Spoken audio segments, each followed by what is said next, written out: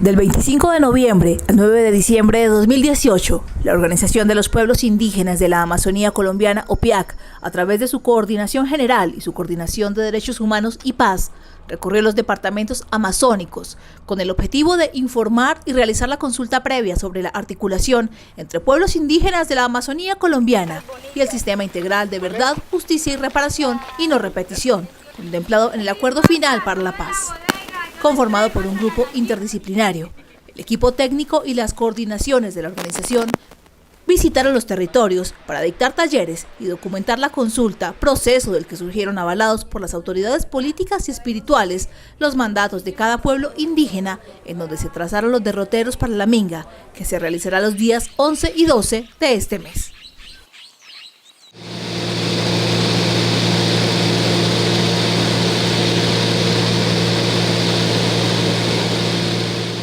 ¿Por qué estamos hoy acá? Y yo creo que para eso hay que hacer un recuento también un tanto histórico, que es esta ruta que lleva la consulta previa.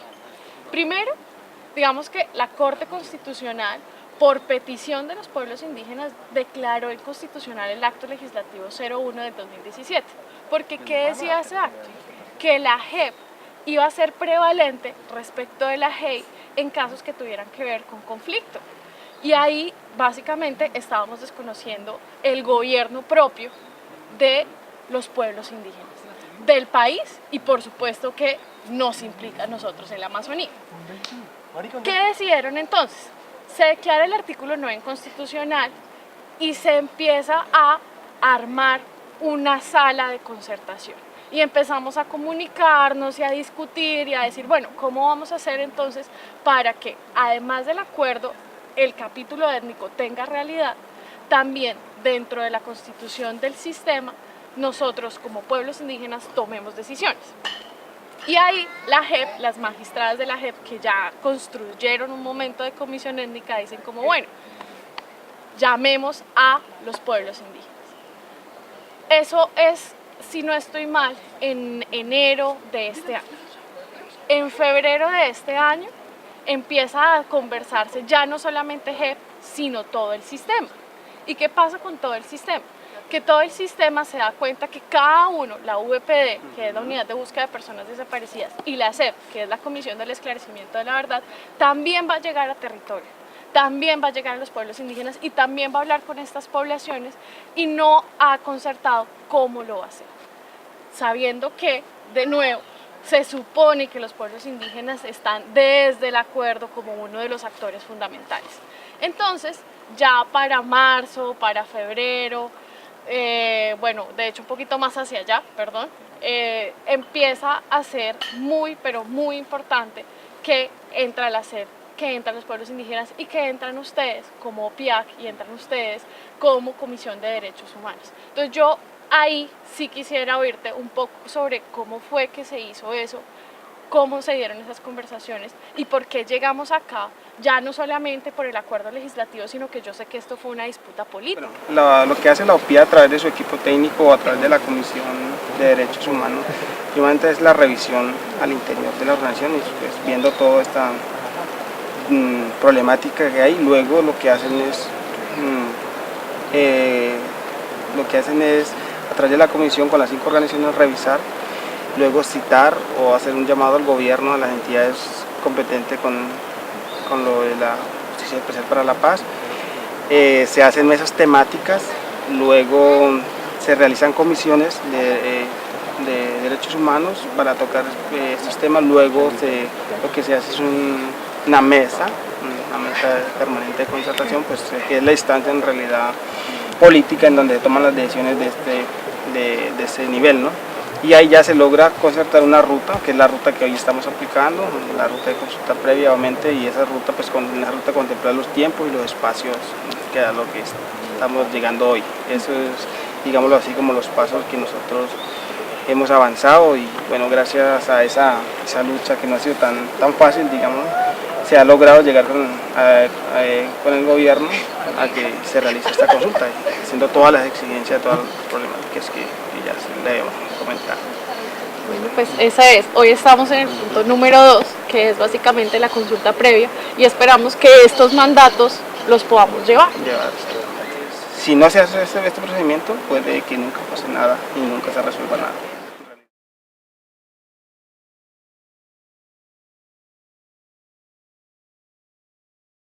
La contamos en la consulta y yo estoy dispuesto a que en la consulta va a haber cosas muy buenas, vamos a fortalecer la JEP, de esto va a salir cosas importantes. Me decía Julio, ¿están dispuestos la JEP a reestructurarse? Me dejaron pensando. Por ejemplo, el artículo 71, yo había pensado desde la UIA que hay que poner en funcionamiento ese sistema, como le dice ayer, no existe, ya está el enfoque diferencial y de género, no es sola cosa, pero no está el enfoque étnico tal cual debería estar y como lo pide el artículo 71. Uno se preguntaría, ¿estaría en la unidad dispuestos a ver una reestructuración en ese nombre en gente especializada para ese asunto? Yo creo que de lo que Julio dice, me ha alegrado entonces el trabajo que hemos hecho, porque básicamente nosotros hemos ido a esos cursos casi, creo. Ah, bueno, pero entonces, me por alegra ejemplo, en UPD y en general en el sistema, la preocupación de la gente es cómo va a llegar el sistema a territorio, ¿sí? Buena pregunta. ¿Cómo va a llegar? Y ese es uno de los puntos que hemos puesto. Entonces ellos nos han dicho, nosotros ya no vamos a estar lo mismo, nosotros queremos que el sistema venga acá, el sistema llegue al territorio, ¿me entiendes? Mínimamente, y estamos cuando el director de la unidad dice, y regaña todos los días, y yo lo admiro a él por eso. Aquí las víctimas no van a llegar, hay que ir a buscar a las víctimas, pero parece que lo van a entrar por aquí, hay que ir, él decía inclusive hay que enseñarles cómo se investiga, cómo se hace un informe, ustedes tienen que ir allá. En Leticia salió lo siguiente en la consulta, dijeron, venga, el primer paso que necesitamos es que se reconozca que las autoridades étnicas somos funcionarios públicos especiales, y en ese sentido no necesitamos que nos vengan a traer más funcionarios, sino que nos fortalezcan a nosotros para nosotros hacer el trabajo, porque nosotros somos autoridades y nosotros sabemos hacer el trabajo, lo único es que nos enseñen y nos ayuden técnicamente. Esa es la apuesta.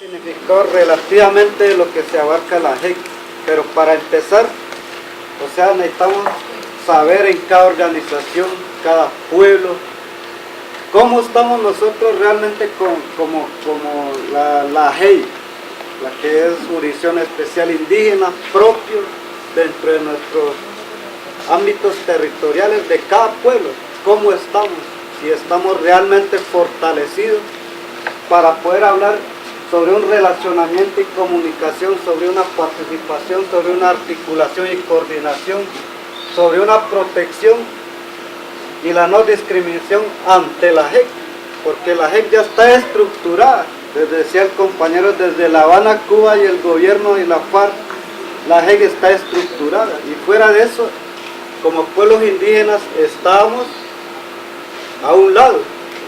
Si donde los pueblos, las organizaciones indígenas no hubieran, digamos, la disposición para mantener por lo menos allí unos compañeros, unos magistrados dentro de este orden de justicia especial para la paz, entonces ¿dónde nosotros estaríamos? Y cómo nosotros desde ese ámbito de poder, que digamos, si nuestra propia jurisdicción especial indígena no está fortalecido dentro de nuestro organismo interno, ¿cómo entraríamos nosotros al relacionamiento y la comunicación directamente con la JEP? Y una de las conclusiones que sacamos nosotros es la siguiente, por eso hablamos de la construcción de unos protocolos. Pero para hacer algo estructural, algo que realmente tenga fuerza de fondo, no lo podemos hacer ayer en 2 horas y hoy exponiendo ante ustedes otras 2 horas. Hablamos de una especie de mandato, de este espacio. O sea, para la construcción de cada uno de estos se tienen que crear los espacios, los momentos, los tiempos, las garantías. Para poder, digamos, tener una idea acertada de cómo nos íbamos a articular entre la JEP y la JEP, ¿cierto? Teniendo en cuenta, digamos, de que lo que discutíamos en la parte diagnóstico, y es decir, si bien es cierto, al interior de las comunidades, pues digamos, se hace el tema de aplicación de justicia a nuestra forma, eso por un lado. Pero decíamos que desde la JEP, o bueno, desde la otra jurisdicción, esa parte de cómo nosotros aplicamos, pues no lo entendían y no era, digamos, aceptada en cierta medida, digamos, como una forma de aplicación de justicia. Se armó una propuesta y se dijo, listo. Entonces, en esta parte de cómo vamos a coordinar, la propuesta era, ¿por qué mejor no creamos una jurisdicción intercultural, donde estuvieran, digamos, los mayores, los abuelos y los jueces o los magistrados, y que entre ellos, digamos, emitan su juzgamiento. 1. La JEP tiene que ir al territorio, a los zonales, no quedarse en las capitales de departamento. 2. La información confidencial tiene que recogerse de manera que garantice el anonimato para evitar poner en peligro la vida de los que participen de los procesos. 3. La priorización y selección de casos tiene que incluir a los jóvenes, porque han sido por los jóvenes como el conflicto armado acabó culturalmente los pueblos por no tener quien continuara la tradición. La JEP tiene que reconocer la ley de origen y el consejo como fuente de derecho de los pueblos indígenas. 5. La comunicación puede hacerse por internet o de manera física o por medio de antenas punto a punto. Lo importante es que la información llegue al territorio y que terceros no sepan qué información se está dando y así se ponga en peligro la vida de quienes participan. 6. La comunicación de la información confidencial podría estar en cabeza de un grupo especial dentro de las asociaciones para que no se ponga en peligro a todo el pueblo. 7. Para la participación efectiva tienen que contarse con garantes nacionales e internacionales, así como con defensores de derechos humanos. 8. Para la articulación interjurisdiccional es necesario crear un comité con representación de la autoridad tradicional, la autoridad política, mujeres, jóvenes, cuando el caso tenga que ver con estos últimos para que se puedan tomar decisiones integrales. 9. Los mecanismos de coordinación interjurisdiccional deben ser en los territorios, respetando las formas tradicionales para llegar a decisiones. Ello implica que la JEP tiene que adecuarse a los espacios de diálogo, rituales y formas del diálogo. 10. Cuando haya una sanción dentro de la JEP, el criterio para discutir si la persona es o no armonizada dentro de los pueblos, es necesario que se estudie de manera conjunta con la autoridad, aclarando que esta debe ser el departamento. 11. Deben garantizarse los recursos económicos para la participación de las víctimas y las autoridades. Deben ser indígenas y, de no de ser posible, que tengan experiencia con trabajo en pueblos indígenas. Tienen que ser autorizados por las autoridades y tienen que mantener en constante... No se les olvide que el trabajo que hemos realizado está supeditado a nuevos comentarios, a nuevos aportes, a nuevas discusiones, ¿sí? Es decir, este espacio que vamos a abrir en este momento está dado para que entre toda la asamblea se den nuevas propuestas sobre lo que se está discutiendo, ¿sí? En materia de JEP es importante resaltar varias cosas. Nosotros trabajamos sobre la base de 6 ejes, ¿sí? ¿Cuáles son esos ejes? Esos ejes están dados para que la JEP se acomode a las formas como los pueblos indígenas viven, ¿sí? En ese sentido, todos los mandatos están en relación a eso y todo lo que hemos discutido está en relación a eso. Entonces, la primera parte que van a encontrar acá es la parte de diagnóstico. En la primera parte hicimos un balance de cómo se ha venido ejerciendo la justicia indígena, ¿sí? La JEI, la justicia especial indígena. Esa justicia se tiene que entender en el marco no de si se aplica o no en estricto sentido, así como se esperaría o como se quiere, sino se tiene que entender como cómo se resuelven los conflictos en los pueblos indígenas. Esa era la pregunta. Es decir, cuando hablamos de justicia indígena, hablamos de cómo se resuelven los problemas. Y ese fue el diagnóstico que hicimos. Entonces tenemos unas preguntas sobre cómo son las estructuras, cuáles son las debilidades y las fortalezas, y cuáles son los escenarios de relacionamiento con la institucionalidad que existe. Ahí estamos. Luego, el siguiente eje era relacionamiento y comunicación, que era cómo nos íbamos a comunicar y a llevar y traer información con la gente. ¿Listo? El punto de participación era cómo esperábamos participar dentro de ese sistema nuevo, ¿sí? Cómo los pueblos esperaban como víctimas y como autoridades participar de esos escenarios. En la articulación y coordinación era como de juez a juez íbamos a hacer esos diálogos para tomar decisiones con respecto a los que llegan a la JEP. En materia de protección nos hacemos la pregunta de cómo podíamos fortalecer las formas propias de protección. Por último, hablábamos de una política de no discriminación y era un mandato a la JEP para que no hubiera discriminación en estos ejercicios, ¿sí? Hablamos un poco sobre medidas de reparación y aquí hay algunos mandatos que quedaron expresamente consignados que eran claros como de, venga, esto ya de una vez cumplan, ¿sí? Igual en el marco de lo que vamos a ir discutiendo, esperamos que salgan nuevos mandatos, ¿cierto? Que esta lista acá se pueda agrandar y, digamos, hacer el acto.